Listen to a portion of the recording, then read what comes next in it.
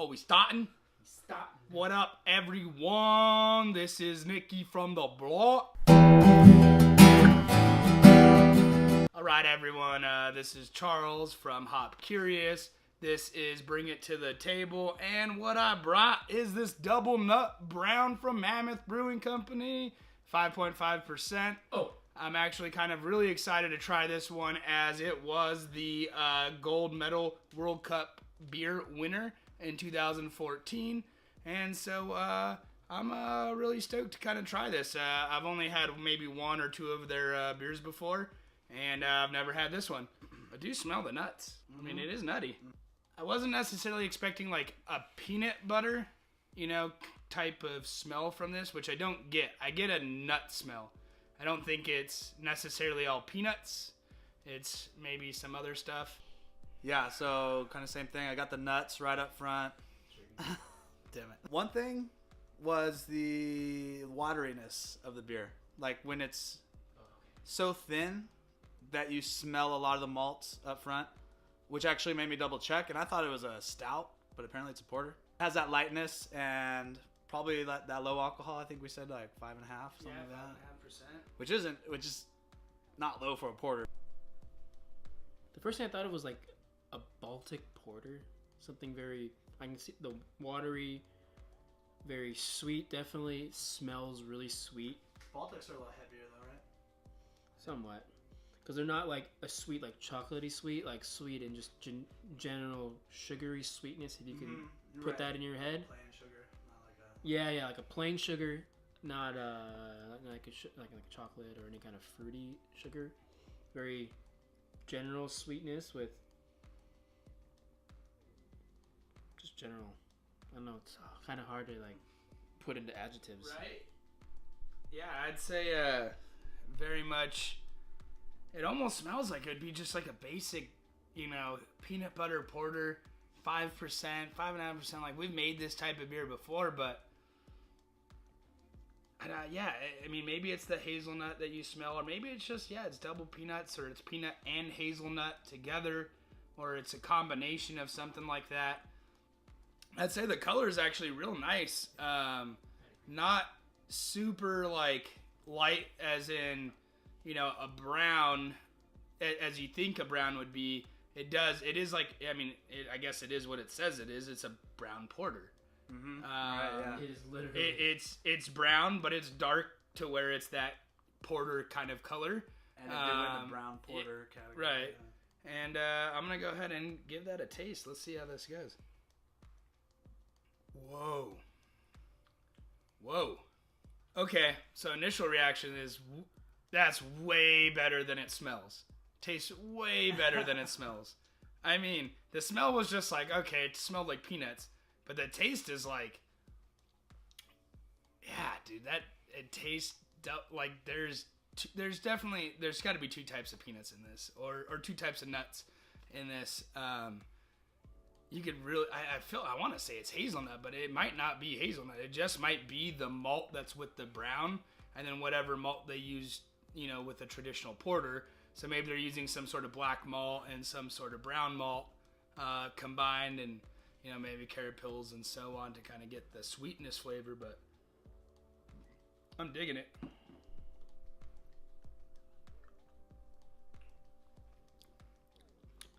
So one thing I wanted to mention, since we're talking about the brown, when you hold it up to that light, you get like almost like a deep red crimson coming through there, which is really interesting. A lot of times for the dark beers, like it just is completely covered up and like you're getting a little bit of the light rays coming through there. Yeah, I don't know if there's a light for you guys to see. That definitely seems characteristic of it's like a deep red too, right? Or a carrot pills or something. And so that kind of gives me that variety of flavors. And one thing that Jeff kind of mentioned was that the simple sugar, and that's kind of what it is. It's not like a brown sugar, it's not like a molasses, it's not like a real heavy like sticky candy, although candy was one of my first reactions, right? But almost like kind of like you said, like that simple, like a just like like a solid porter, I guess. I mean, right. That's one way to put it. So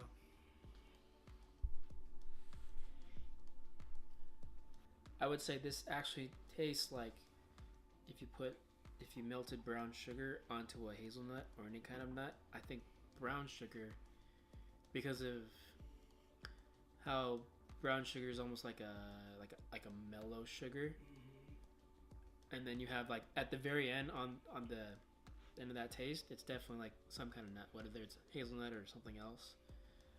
It's definitely there, and that's what I would say with the sugary sweetishness is it's some kind of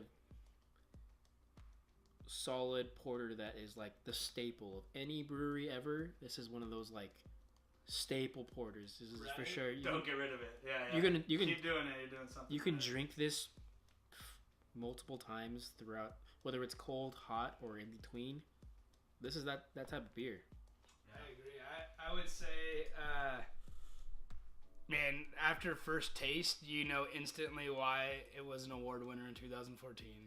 You can totally tell, like, other breweries, other people who are trying to make beer should try to make a brown similar to this before they start going to other stuff. So I agree. This is definitely a like a style-defining staple beer. Question would be, if you guys were to tweak this, you know, from the HopCurious lens, doesn't necessarily have to be hops though. What's the first thing that you would want to tweak on the recipe for this beer? Man, first thing I'd want to tweak recipe. Well, seeing as I like high alcohol percentage beers, first thing I want to tweak is I want to add more grain. I want to go higher alcohol percentage. I just like to see this. This would be one of those beers where if it was at 8%, I'd be looking at like this and like Brown Recluse from Phantom as like my two top favorite browns. Like, they're just high percentage, good tasting beers. They have both like different qualities, right? Like this has that nutty brown taste that I'm like, yes, like I want. Other than that, like just high alcohol percentage would be great. I mean, maybe if I was getting real crazy with it and I want to go a little different, I would do caramel nut brown, and it would be high percentage. And that would be my other variety other than going high alcohol.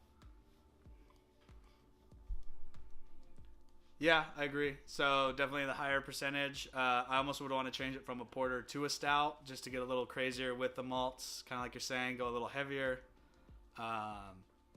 But then I also liked what you're saying with the flavor additions. There's a lot that you could do with the nut that could spring off a bunch of different directions. I mean, so. Yeah, you got chocolate, you could do cocoa. The caramel was good. good. You could do cascara, you could do coconut. Yeah, you could kind of do a bunch of different things. Peanut butter might be a good one.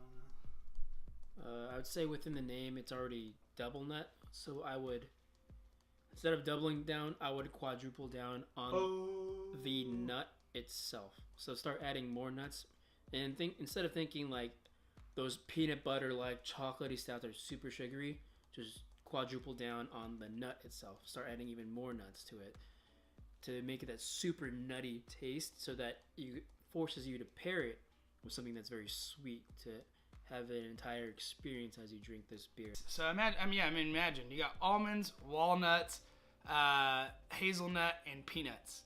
All in one. Oh my goodness, that would probably make for like a four real styles of nuts. Okay. Real good tasting beer. Yeah, I like that. That'd be interesting. Like, just you'd have that staple beer at 5.5%. The overall beer would be that same consistency. You would just get more nutty flavor, and it would be, almost like you're eating out of trail mix kind of thing. Damn it, that's what I was gonna say. All right, yeah. Sorry. Yeah, I was gonna say just like a trail mix. Just like a trail mix, call it trail mix nut brown. Get out of my head, damn it! Get out of my head, Charles. Get out of my head. All right, guys, we've kind of all pretty much enjoy this beer. What would you guys rate this beer? Okay, what I'd rate this beer? Ooh. So I'm really torn between a 5 and a 4, mostly because I think with a 5, if I had a keg of this, I'd get real bored. Although, if I had a growler of it, I'd be pretty happy. So I'm going to go with a 5. Yeah, I'm just gonna go 5. I do growlers, 6-pack, multiple bottles of this. Keg would be pushing it, but 5 for sure. Cheers. I'm actually a little torn between a 2 and a 3. Typically turned off by porters, so I mean, if a friend had it, yeah, of course I'm gonna drink it. But now that I know how solid and good it was, I'd actually be able to recommend it to a friend pretty easily, you know, and not be worried about too much flack. But like, yeah, it's a solid beer, so give it a 3. My rating for this beer, I definitely rate it a 4. I'd buy it at a bar. It's a good beer, and it's a staple beer for any kind of brewery. And that's kind of the reason I wouldn't buy it in large format, because on any given day, you can probably go to that brewery and get this beer, and that's why it's like a easy access, so you don't need to buy a lot of it. But it's really good, and that's why it's rated a 4, buy it at a bar. What up, everyone? This is season 2 of Bring It to the Table, Bigger, Bolder, Stronger. We are HopCurious. Cheers. Delicious.